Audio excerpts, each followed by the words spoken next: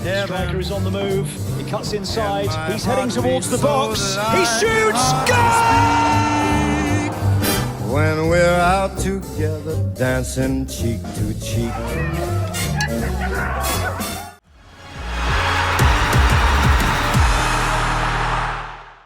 Tere päevast, head podcasti vaatajad. Jalgpalli MM on jõudnud lõpusirgele, alles jäänud vaid 2 matsi, nii et 104 mängust on alles jäänud 2, 102 on mängitud, 3. koha ja finaalmängud on jäänud. Minu nimi German Ava, minuga siin Kaspar Kotter. Tere! Tervis, Kaspar. Meil on finalistid selgunud Hispaania ja Argentiina. Millised on emotsioonid? Ausalt isiklikus plaanis kehvad. Et minu jaoks ulme, kuidas ennast niimoodi võib-olla 1 kõige paremat tiimi ennast niimoodi võib-olla lihtsalt täis lasid. Aga ei, see on selles mõttes jalgpall ja tuleb au anda nendele meeskondadele, kes finaalis on, et lõpuks tugevam võidab selle tiitli ja kuidas sinna küll jõutud on erinevad teepidi täiesti jälle ja ma usun, et finaalis me ei näe nii lahedat finaali, kui me oleks võinud, kui vaadata, kuidas need tiimid mängida, aga küll me selleni jõuame. Loodame, et tuleb ikkagi ägedad medalimängud, aga lähme siis poolfinaalide juurde. Alustame siis Prantsusmaa Hispaaniast. Võib-olla, kus ma ütlen, oli pigem suht kinnine mäng. Oleks oodanud prantslastelt palju paremat esitust, aga Hispaania teenitades ei oleks. Jaa, kindlasti.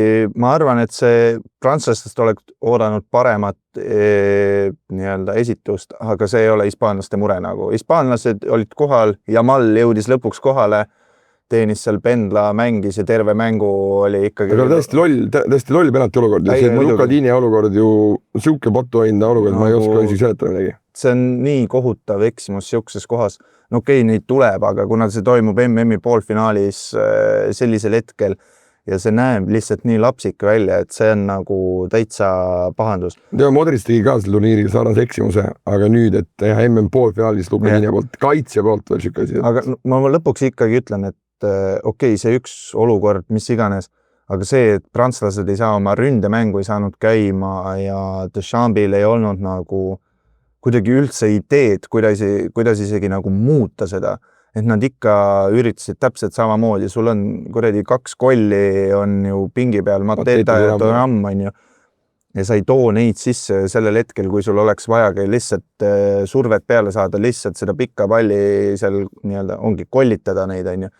Et sa tood oma need väiksed törmüritajad peale, Tšerki, sorry, ta ei sellises mängus nagu ei tee mitte midagi. Ehk siis Deschamps läks latiad läbi? Kindlasti. Ma arvan, see oli suures pildis Deschampi kaotus. Okay. Et tema ei suutnud seda muutust tuua. Aga seal oli kohe mängu alguses, ta oli tegelikult näha, kuna ma ise kommenteerisin ka seda, oli näha see, et Prantsuse mängijatel oli kuidagi fookus täiesti ära. Kas ta oli nagu nii pinges või? Ma ei tea, kas pigem pinges, neil oli see turniir kuidagi nii hästi välja tulnud, nii voolavalt ei tulnud kordagi esimest. Paraguay vastu oli veidi see raske mäng, aga nad ikkagi teadsid, et nad on tugevamad, nad võivad see mäng. Aga seal oli ka näha 0-0 pealt tehti neile vigu, irvitasid on ju selles mõttes. Siin ei olnud isegi nagu seda, et siin oli kuidagi näha, et meestel oli siuke pabin sees ja nagu see oligi võib-olla see hispaanlaste mentaalne ees, et nad olid 2 mängu järjest, just Prantsusmaad võitud nii EM poolfinaalis kui ka ju UEFA rahvasteliiga poolfinaalis. Ja, no jah, mingil määral, aga ma arvan, et see, mis toimus seal nagu eelmine aasta, nagu 2 täiesti erinevat olukorda, nagu ütles ka Courtois peale Belgia mängu, et tal on täitsa suva sellest rahvuste liigast, et ma arvan, et isegi ka prantslastel selle suures pildis ei ole vahet, kedagi ei huvita see rahvuste liiga, on ju. Aga just see, et hispaanlased suutsid oma mängu peale suruda, ei lasknud prantslastel seal üldse nagu käima saada, ülevalt pressi ja oli näha selle hingestatust. Kui lahtised pallid olid, prantslased jäävad ootama, kas põrkab neile, hispaanlased Ruiz lendab selle jalaga, mis iganes, okei, pihta ei löö, aga palli saavad hispaanlased ja see, et oma selle mentaliteediga kuidagi surusid prantslased ära. Kas Prantsusmaa keskväli oli nende nõrgim kui lüli siis turniirile? Ma arvan küll. Ja vot see ongi natukene minu jaoks, okei, Deschamps võib-olla algusest ei tahtnudki minna kohe 3-sega peale, aga kui sa mängid juba nagu eos, siis 1 mehega vähemuses keskväljal, oli see või Dembele, kes iganes sul seal keskel on, ei ole sellised 10, kes seal kaitses ka teeksid tööd, on ju, et sul on Ruisi, kes meil oli, Ruiz, Olmo ja Rodri, vastu on siis Rabiot ja Tchouameni, on ju, need, noh, isegi parima mängija nii-öelda vormis, need ei jõua sinna pallidele vahele ja ma arvan küll, et see kaotati nagu seal. Eks kesküljest see mäng kaotati ära? No jah, ma ei ütle, no see on lõpuks kõik asjad kokku, see sama rumal Tini eksimus, teine värav tuli ju Tue pealt, just värsked jalad, peaks nagu olema seda jõudu, aga jätab lihtsalt jooksmise pooleli, lootis, et keegi teine võtab üle ja siis Pedro Porro kõigist hispaanlastest lööb sulle kuradi 2-0 värav. Mängu parim ka veel Pedro Porro oli ju. Ei, aga selles mõttes oli, mina arvasin, et Porroga hakkab seal nagu pulli saama, et tema jääb hätta, aga ei jäänud ja Kukureia samamoodi sai oma kollas ära ja mängis ikkagi täpselt nii, nagu Kukureia mängib nagu, et ei, hispaanlased olid väga tublid ja pean kiitma. Ma ütlen ausalt, nagu nende mängi tundunud minu jaoks nagu kõige huvitav, võib-olla nad ka algselt ei saanud ennast kohe käima, aga mis nad on nagu nüüd mingi 30 mängu võit või nagu... Telefente käal 37 mängu võitmatud. Ilma kaotamata, et nagu, no see näitab midagi ja kui jällegi, okei, neil on vastas on teine meeskond, aga ma arvan, et Hispaania on finaalis favoriit. Hispaania on favoriit finaalis, ma olen suga nõus. Aga kui me räägime korra, mis motivatsiooniga läheb Prantsusmaa mängima selle 3. koha mängu või mis sina üldse arvad sellest 3. koha mängust? Ma arvan, et kumbki tiim ei lähe sinna... Tahaks juba kodus olla? Jah, pigem küll. See on nagu ema-kumma jaoks täiesti nagu siuke mõtted. Ma arvan, et Mbappe mängib väravate pärast, et praegu nad on ju 8 peal mõlemad Messiga ja kuna Messi sai väravasööte juurde, siis Messi juhib seda nii-öelda edetabelit, et siis Mbappe läheb seda jahtima, et midagigi individuaalselt sellest hooajast saada. Arvad, et nemaks nii tähtis? Ta võib öelda, et see ei ole, aga ma usun, et see on. Et ikkagi midagi kuklast nagu kriivib. Et tal on võimalik see nii-öelda, kuidas ma ütlen, MM-i parima väravakütti saatus enda kätte juba see MM saada, mitte jääda ootama, et selles mõttes ma arvan, et ta ikkagi mängib ja noh, kuna ta on kapten ka, siis ma arvan, tal on päris palju sõnaõigus sellel puhul. Ja ma olen suga nõus. Papee puhul oli just ta nähtamatu, samas oli tahtmist täis küll, et paaril korral ju reitid üles ka, aga Unai Simoni väljatulekud olid ka minu meelest selles mängus võitmenähtusega, et igati õige otsus Telefentet lõpuks Unai Simoni mängida. Ja, mul räägime, et kas siin Raia peaks alustama või mitte. Lõpuks neil on 3 väga head kiiprit seal koondises, nagu John Garcia, aga kõik tegid väga head hooajad ka. Okei, Unai Simoni ma võib-olla nii palju ei jälginud, kuna mees mängib ikkagi kuskil mudaklubis meie meestes. Et aga tegi väga hea turniiri, kui sa hoiad 639 minutit järjest värava nagu puhtana, siis see ei ole ainult see, et sul nagu kaitse toimib, sa pead ise ka midagi hästi tegema. Terve turniiri jooksul võid 1 värav endale lööda. Päris hea number. Ma arvan, et seal on juba parim väravaht selgunud sellel MM-il. No kui Martínez siis teine jälle suhtel. Kui ei lähe penaltite peal, aga vaadates lihtsalt, kuidas Argentiina ju laseb endal iga mäng. Seda küll, jah. Neil on vist ainult 1-0 mäng. Ja see oli esimene mäng, kelle vastu nad mängisid siis, kas nad mängisid Jordaania vastu? Aga no samas Argentiinalt, Martínezalt sellised suuri promokoid pole ka nagu näinud, et ega tema pealt ka väga palju pole tulnud, aga me saame Argentiinas kohe rääkida. Nii et Hispaania, no turniiri alguses sai seda välja ka toodud, et MM-i on võitnud viimased ajad see koondis, kes on avamängus jäänud hätta. Hispaania mängis Rohelime saartega 0-0 viiki. Ehk siis kas kõik need numbrid räägivad Hispaania osuks? No ma ei ütle seda, selles mõttes, et lõpuks mõlemal tiimil on raskelt läinud sinna finaali jõuda ja lõpuks mina ütleks seda, et MM-il sa ei saagi võita niimoodi, et sul on kõik ilusti nagu Prantsusmaa läks, kuigi tundus kõigile, ma arvan, kodudes ka, et Prantsusmaad ei suuda keegi nagu... Tundus võitmatu meeskond. Ja oligi täpselt, et neil oli seda käiku juurde panna nii mitmekülgne, aga siis jälle lasevad ennast täis ja ei oska midagi muuta. Täpselt samamoodi mängisid 90 minutit ja ei suutnud nagu, ei saanud sellest aru, et Hispaania tõmbab sealt keskelt kokku või nagu ei olnud seda enesekindlust ka, et hakkame nüüd 1-1 tegema. Jooksid nagu ise ka kõik kokku ja väga keeruline. Ühesõnaga Hispaania sõi Prantsusmaa ära. Ja. Lähme eilsesse õhtusse Argentiina versus Inglismaa ja me võime selle välja öelda küll, nagu sa ütlesid ka, Inglismaa lasi ennast täis. Ja, ma olen nõus. Mõlemad selles mõttes nad mängisid juba niimoodi nagu kuni selle esimese väravani nagu kõik okei. Ja peale 1-0 käib jälle mingi klõps, muidugi peatreener ei aita sellele kaasa, toob lõpuks seal tegi kohe kaitsvad vahetused, ma vaatasin, seal lõpuks oli vist 7 kaitsjat korraga peal. Ja plus Harry Kane, kes kaitses. See ongi Magnus Persson, Vol 2 lihtsalt nagu. Mehhiko vastu seisid niimoodi ära, Norra vastu seisid niimoodi ära, Norral ei olnud seda jaksu ka, nad mängisid ju too päev mingi 37 kraadis. No seal ei või parane.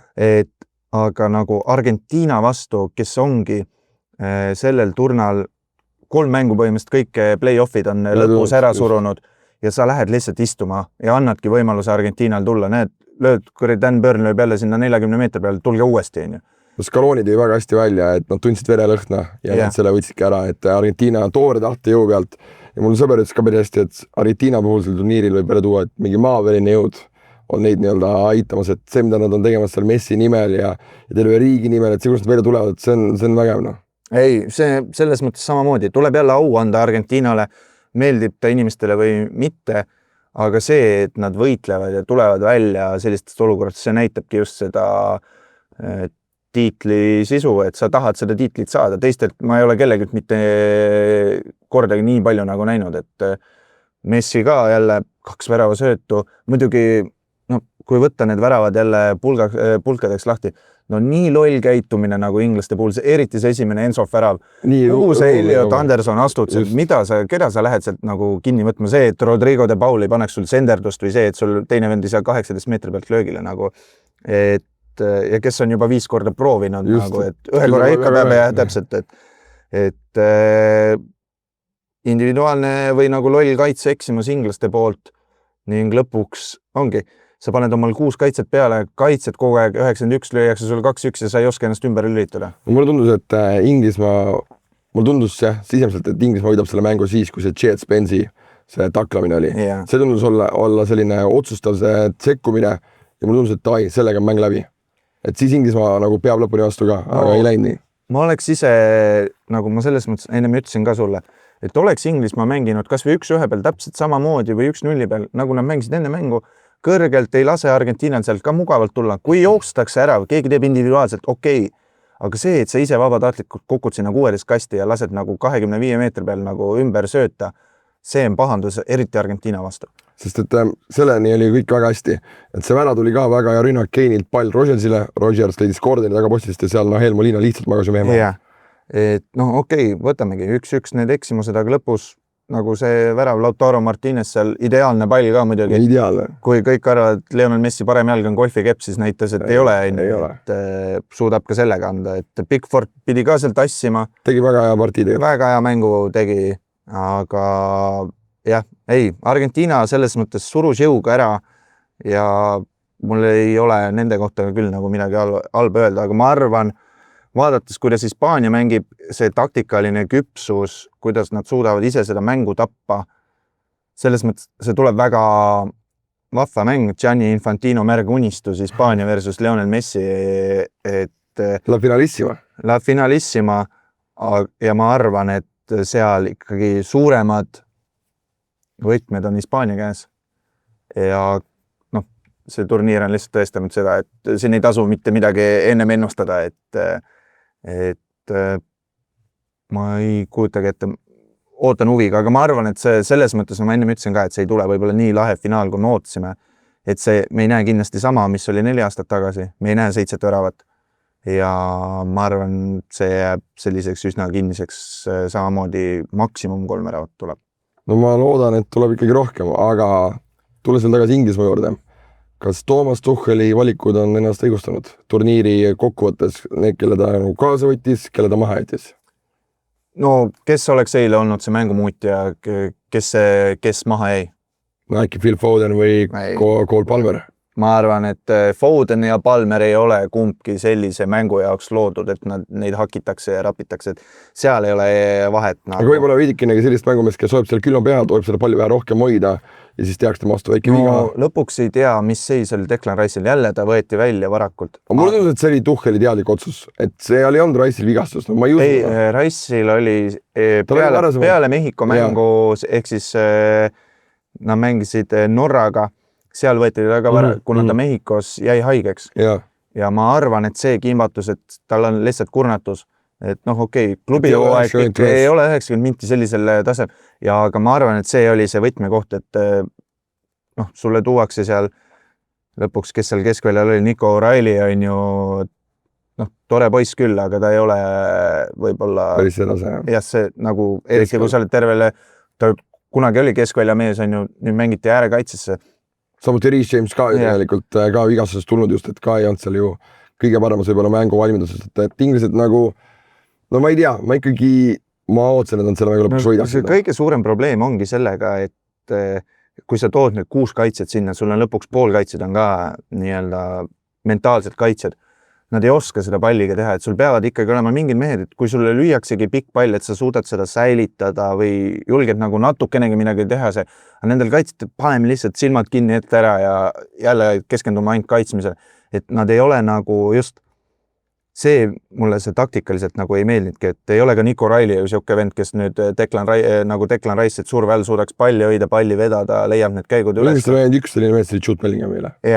Ja ongi, et kui sa, tegelikult Elliot Anderson tegi väga hea turniiri. Ja see, kuidas Anderson seal hakkis, Messit oli ka väga vaadata ja see mängu algus oli ju kõik väga lahe, et räägiti küll sellest poliitilisest vastasseisust on ju ja ajalooline vastasseis, et me nägime seda, et pinged olid laes, aga ikkagi, kuidas ma ütlen, pinge see Inglismaast võitu. Jah, et ma ise arvasin ka, kui hakkasin mängu vaatama, ütlesin, tundus seal, kuidas seal kohe mängu alguses läks käima, et sinna hakkab kaarte lendama, aga Elfad peakohtunik ka ikkagi hoidis väga külma närvi. Ja selle taha kindlasti seal midagi jälle, et kohtunike taha seekord Argentiinale ei jäänud.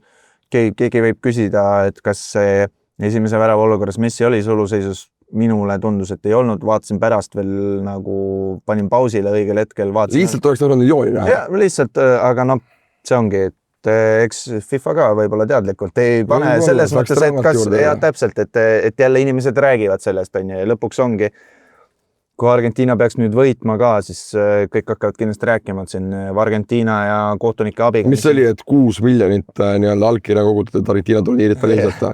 Aga see pole piisav, kui maailmas on 8 miljardit elanikku. Ja eks ole näha, kuidas nüüd, kuhu need võib-olla rahad seal, mis firmadele kantakse, nagu seal 4 aastat tagasi oli, et 9 miljonit kanti mingil täiesti suvalisele riiuli firmale, mis ei ole Argentiina jalgpalliga kuidagi üldse seotud. Nagu. Aga näed, asjad hakkasid keerima. Nii, kas Toomas Tuchel peaks saama sulle sappa? Mina arvan, et ei.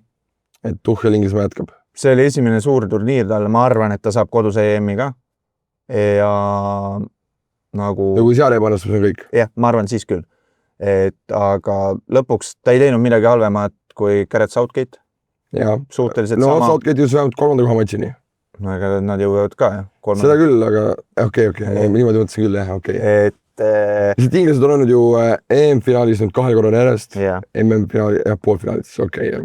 Et seal ongi lihtsalt lõpuks on vaja seda treenerit, kes viiks, ei, mitte isegi finaali, aga tooks neile tiitli. Ma arvan, neil ei ole suures pildis vahet, kas EM või MM on ju. Tiitlit on vaja. Tiitlit on vaja. Ja ma arvan, et see ongi see 2 aasta pärast nagu, eks Tuchelil ka kindlasti mõtlemist just selle nende vahetust. Aga Inglismaa on nagu see, mis on hetkel Prantsusmaa või Hispaania sinu jaoks? Ma arvan, et nad ei jää. Selles mõttes me ei näinud seda mängu, aga või nagu nende omavahelist kohtumist, ma arvan küll, et Norra vastu nad võtsid ju ära tänu sellele ka, et neil oli suurem pink, sügavam pink, rohkem kvaliteeti. Argentiina vastu lasti ennast täis, nagu me ütlesime. Et ma ei tea, kas Inglismaa on hetkel parem kui Prantsusmaa või Hispaania. No jaa, aga lõpuks ega me ei arvanud seda ka, et Argentiina on parem Inglismaast või Hispaania on parem Prantsusmaast. Aga see 9 minutit sa suudad keskenduda ja see on nagu näidanud, et võib tulla küll. Pluss EM-il on kõvasti vähem mänge. Seda küll. Kodupubliku toetus, Inglismaa fännid. Aga seal lastakse ka ennast täis võib-olla. No mine tea, aga me näemegi seda alles 2 aasta pärast. Me teame, et 21 EM-finaal lasti ennast täis. Jah, lasti. Aga 23. MM, kui me läheme korra jälle numeroloogia juurde, meil on 23. MM ja kohtuvadki MM-finaalis hetkel FIFA rankingu 2. ja 3. meeskond. Ehk siis valitsev Euroopa meister versus valitsev maailmameister, kes selle finaali võidab? Kui ma nende 2 mängu pealt peaks pakkuma, siis ma ikka lähen Argentiina vastu, et see ei saa olla niimoodi, et sa lähed igas play-offis kaotusseisust tuled välja. Aga mulle tundub, et see ongi see muinasjutu lugu, ei, kindlasti, aga no siin ongi... Favorit on Hispaania, see on selge. No ja, sul ei ole finaalis sellist suurt favoriiti, sa ei saa öelda, et 80% on nüüd favorit Hispaania, et koefitsiendiga 1-2 on. Ei, no seda muidugi mitte. Et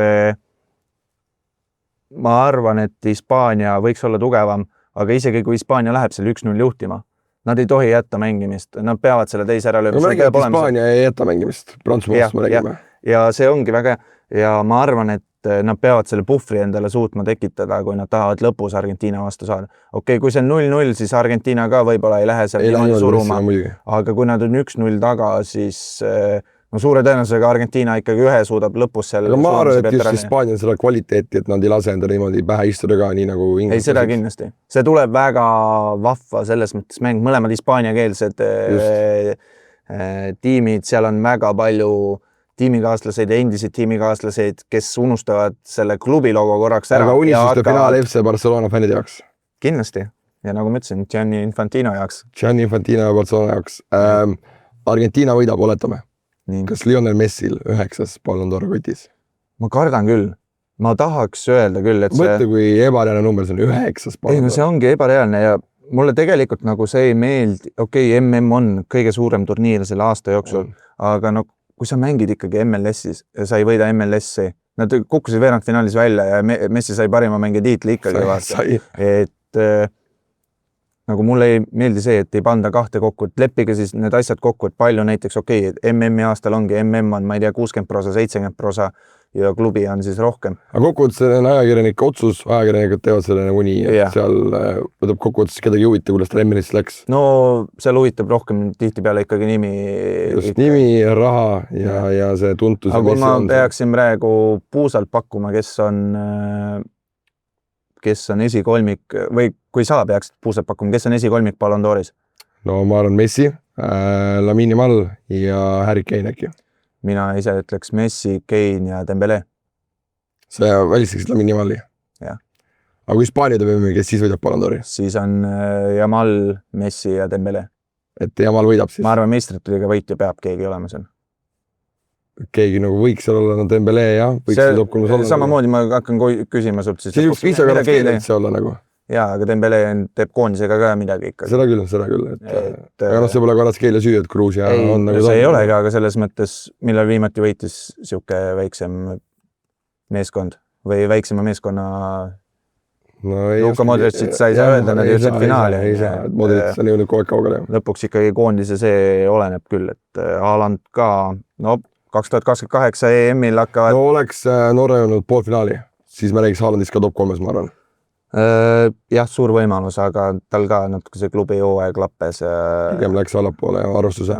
Aga lihtsalt, kui me võtame selle Messi korra siin lõpus, et 39, 2026, ta on olnud tipus 20 aastat. Mis legacy on Messi jätnud, et kas me kõik teame, ma olen tiim Ronaldo, terve elu olnud. Aga lihtsalt see legacy, mis on Messi jätnud MM-ile, mida ta on jätnud tervele jalgpallile, siis ta ju on ikkagi päeva lõpuks suurem jalgpallur kui Ronaldo ju, mida ta on jätnud nagu. No sa näitanud kooti. Ei no, võib olla. Lihtsalt see nagu MM legacy just. Ei, seda kindlasti. MM legacy. No see on selles mõttes jalgpallil kindlasti kaotus. Jalgpalli kaotus? Jalgpalli kindlasti kaotus, kui see vend nagu... Et Messil on 9, Ronaldol 5. Jah. Et ei, see on suur nii-öelda legacy, nagu sa ütlesid. Ja ma ei tea, kuidas seda nagu kirjeldada. Ta on vahva mängija, aga minu jaoks ka nagu, ta veits ärkab ellu ka, vaata nüüd nendes mängudes seal ikka play-offis ütleb ka. Bellingamiga seal hakkas sõnelema. Bellingamiga, siis kellega nad viimases mängus, Šveitsiga seal ikkagi ka. Mul tuli kohe meelde see 4 aasta tagune, kui nad Hollandiga seal ja veekorstile seal ütles. Ja seal oli ka kohe mängu algus, et no okei, ma hispaania keelt ei räägi. Ta ärkab ellu. Ärkab ellu ja ta ütleb ka ikka. Ja ma arvan, ta on tegelikult kogu aeg öelnud, aga lihtsalt ei teki neid olukordasid. Ja ma arvan, meedia väga ei pushi ka seda. Ja see poisi imago peab jääma, et aga ei, ma arvan siis, kui Messi ära kukub, siis on Argentiinal natukene aega võib-olla siuke auk, et neil ei ole kedagi. Mida nüüd teha? Ja, keda me nüüd peame kaitsma tiimina väljakul. Kas see on Messi viimane MM? Jah. Täiesti kindel? Jah. kas see on Messi viimane mäng? Seda ma ei usu. Kui Argentiina peaks võitma, kui Argentiina võidab, Messi tuleb 2-kordseks maailmameistriks. Kas sa arvad, et see koht on nüüd, kus Messi riputab need puutsad varda? See oleks kõige kõvem koht, kui võidab, siis küll, aga järgmine aasta on Copa Americaga. Ei no kui ma mõtlen lihtsalt, sul on nagu kõige parem koht, kus lõpetada jalgpalluri karjäär. Kui ta võidab, siis küll, aga kui ei võida, siis ma arvan, ta mängib Copa Americaga. Aga ma mõtlen, sa kaotad MM-finaalis. Sest nad on juba harjunud viimased 4 aastat, et see vend ei jookse väljakul. Kas me teame, et 2006 Zinedine Zidane lõpetas ju karjääri pärast kaotust Itaaliale? Ka tipus tegelikult. Kas ei võiks nüüd 2 aastat hiljem Messi sama teha? Võib ikka. Aga kas see ongi mis ma nagu ütlema pean selle, et kas sinu arust ta peaks ära lõpetama? Ma arvan, ei. Et ta ei peaks? Ei. Ma arvan, et tal on aasta on kindlasti, nagu ma ütlesin, järgmine aasta on Copa ja... Aga 4 aastat ei ole sees? Ei, 4 aastat ei ole. 43 keeruline. Nad on praegu harjunud juba viimast 3-4 aastat, et Messi ei jookse.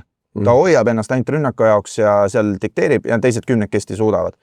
Ja et siis ongi, mis neil see aasta või 2 veel niimoodi seal tööd teha on, et Messi lõpetab siis, ma arvan, ta tahab karikaga lõpetada. Kui ei tule see aasta, siis järgmine aasta, ma ei tea täpselt peast, kus kohas see Copa on, aga see on ka ikkagi Argentiinale selles mõttes tähtis turniir. Seal saad Brasiiliale ära panna, kes peale MM-i on täiesti kadunud. Nad on augus jälle, aga ma ütlen nii, et kui Argentiina peaks võitma MM-i, ma võin siin Peterburi mantrolli välja küll, et Messi sisse võiks küll puusad varna riputada. Kas julged torti süüa? Ma julgen siis torti küll süüa, et kui Messi tuleb 2-kordseks maailmameistriks, siis see on ilus koht, kus asi ära lõpetada. Ei, seda kindlasti. Täiesti areeni tipus 39 aastaselt, et see, mis on teinud see turniir, see on vägev. Kaspar, kes tuleb maailmameistriks? Hispaania. No ma ütlen siis Argentiina ja Messi ja siis on see lugu ikkagi ilusamast ilusam. Jah, lugu on ilus. Ronaldo fännist Messi pooldajaks. Seda ma ei, nii ilusalt see lugu ei lähe, aga ju ta kout on siis. Aga egas midagi, veel 2 mängu on jäänud turniiri alles, vaatame need kenasti ära ja siis viimane episood ka pärast finaali veel tuleb. Aga meie poolt annaks kõik. Aitäh! Nägemist!